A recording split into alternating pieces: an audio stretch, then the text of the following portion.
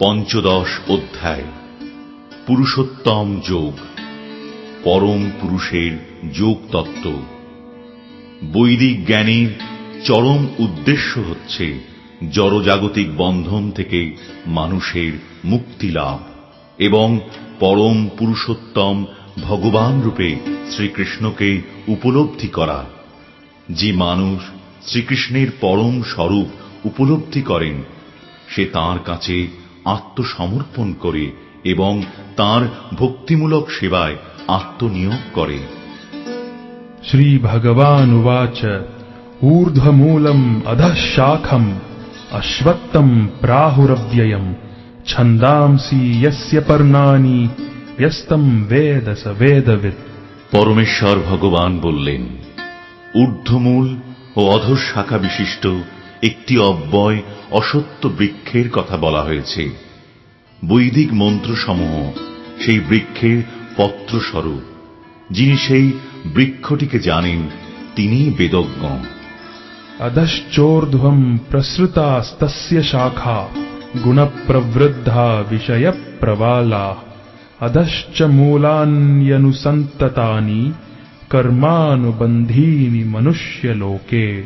এই বৃক্ষের শাখাসমূহ জড়া প্রকৃতির তিনটি গুণের দ্বারা পুষ্ট হয়ে অধোদেশে ও ঊর্ধ্বদেশে বিস্তৃত।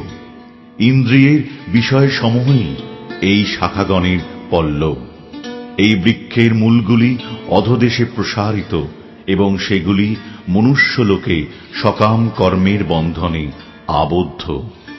ন রূপমস্যেহ তথোপলভ্যতে নান্তো ন চাদির্ন চ সম্প্রতিষ্ঠা অশ্বত্থমেনম সুবিরূঢ়মূলম অসঙ্গশস্ত্রেণ দৃঢ়েণ ছিত্ত্বা ততঃ পদম তৎপরিমার্গিতব্যম যস্মিন গতা ন নিবর্তন্তি ভূয়ঃ তমেব চাদ্যম পুরুষম প্রপদ্যে যতঃ প্রবৃত্তিঃ প্রসৃতা পুরাণী।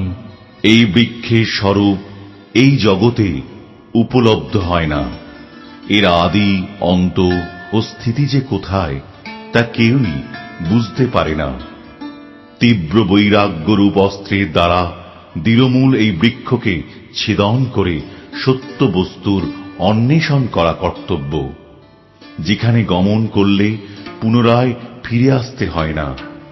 শরণাতীত কাল থেকে যার থতে সমস্ত কিছু প্রবর্তন ও বিস্তৃত হয়েছে, সেই আদি পুরুষের প্রতি শরণাগত হও। নির্মাণ মোহা চিতসঙ্গ দোষা অধ্যাত্ম নিত্যা বিনিবৃত্ত কামা দ্বন্দ্বৈর বিমুক্তা সুখ দুঃখ সংঘৈর গচ্ছন্ত্যমূঢ়া পদমব্যয়ম তৎ। যারা অভিমান ও মোহশূন্য, সঙ্গ দোষ রহিত, নিত্য অনিত্য বিচার পরায়ণ, কামনা বাসনা বর্জিত, সুখ দুঃখ আদি দ্বন্দ্ব সমূহ থেকে মুক্ত এবং মোহমুক্ত, তারাই সেই অব্যয় পদ লাভ করেন।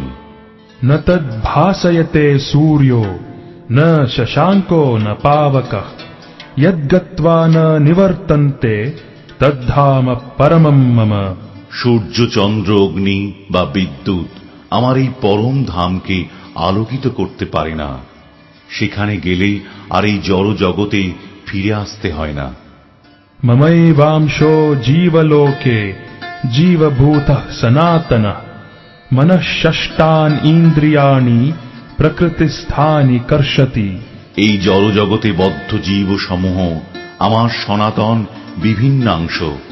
জড়া প্রকৃতির বন্ধনে আবদ্ধ হওয়ার ফলে তারা মন সহ 6টি ইন্দ্রিয়ের দ্বারা প্রকৃতিরূপ ক্ষেত্রে কঠোর সংগ্রাম করছে। শরীরম যদবাপ্নোতি যচ্ছাপ্যুৎক্রামতীশ্বরঃ গৃহীত্বৈতানি সংয়াতি বায়ুর্গন্ধান ইবাশয়াৎ। বায়ু যেমন ফুলের গন্ধ নিয়ে অন্যত্র গমন করে, তেমনি এই জড় জগতের দেহের ঈশ্বর জীব এক শরীর থেকে অন্য শরীরে তার জীবনের বিভিন্ন ধারাগুলি নিয়ে যায়। শ্রোত্রম চক্ষুঃ স্পর্শনম চ রসনম ঘ্রাণম এব চ অধিষ্ঠায় মনশ্চায়ম विषयान उपसेवते। এই জীব চক্ষু, কর্ণ, ত্বক, জিহ্বা, নাসিকা ও মনকে আশ্রয় করে ইন্দ্রিয়ের বিষয়সমূহ উপভোগ করে। उत्क्रामन्तं स्थितं वापि भुञ्जानं वा गुणान्वितं विमूढा नानुपश्यन्ति पश्यन्ति ज्ञानचक्षुषः। মূঢ় লোকেরা দেখতে পায় না কিভাবে জীব দেহ ত্যাগ করে এবং প্রকৃতির গুণের দ্বারা প্রভাবিত হয়ে কিভাবে তার পরবর্তী শরীর সেই উপভোগ করে, কিন্তু জ্ঞান চক্ষু বিশিষ্ট ব্যক্তিগণ সমস্ত বিষয় দেখতে পান। यतन्तो योगिनश्चैनं पश्यन्त्यात्मन्यवस्थितं यतन्तोऽप्यकृतात्मानो नैनं पश्यन्त्यचेतसः। আত্মজ্ঞানে অধিষ্ঠিত যত্নশীল যোগীগণ এই তত্ত্ব দর্শন করতে পারেন, কিন্তু আত্মতত্ত্ব জ্ঞান রহিত অবিবেকীগণ যত্নপরায়ণ হয়েও এই তত্ত্ব অবগত হন না। यदादित्यगतं तेजो जगद्भासयथेऽखिलं यच्चन्द्रमसि यच्चाग्नौ तत्तेजो विधिमामकम्। সূর্যের যে জ্যোতি এবং চন্দ্র অগ্নির যে জ্যোতি সমগ্র জগৎকে উদ্ভাসিত করে তা আমারই তেজ বলে জানবে। गामाविश्य च भूतानि धारयाम्यहमोजसा पुष्णामि चौषधिः सर्वा सोमो भूत्वा रसात्मकः।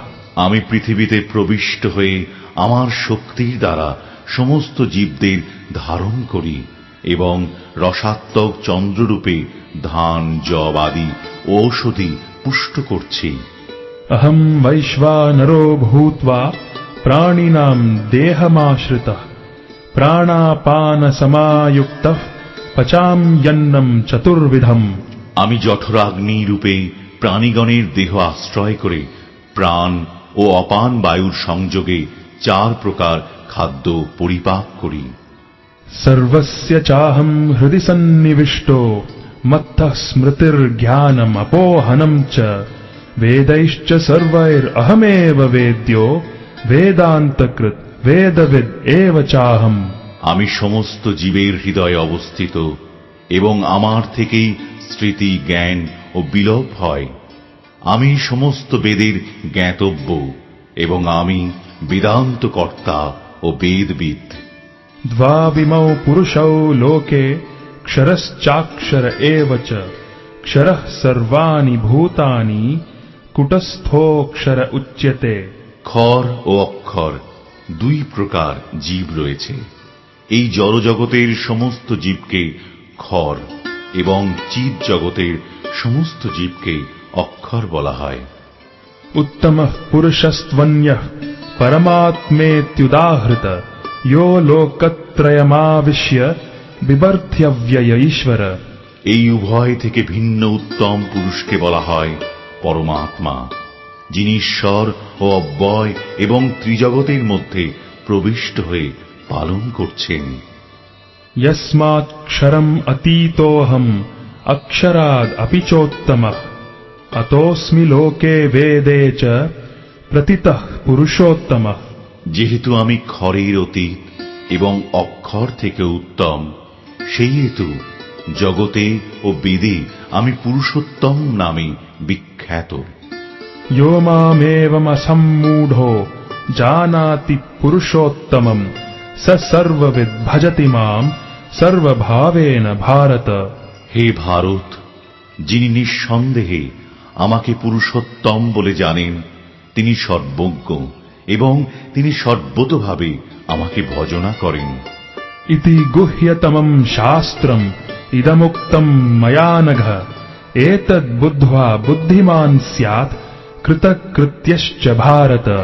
হে নিষ্পাপ অর্জুন, হে ভারত, এভাবেই সবচেয়ে গোপনীয় শাস্ত্র আমি তোমার কাছে প্রকাশ করলাম। যিনি এই তত্ত্ব অবগত হয়েছেন তিনি প্রকৃত বুদ্ধিমান ও কৃতার্থ হন।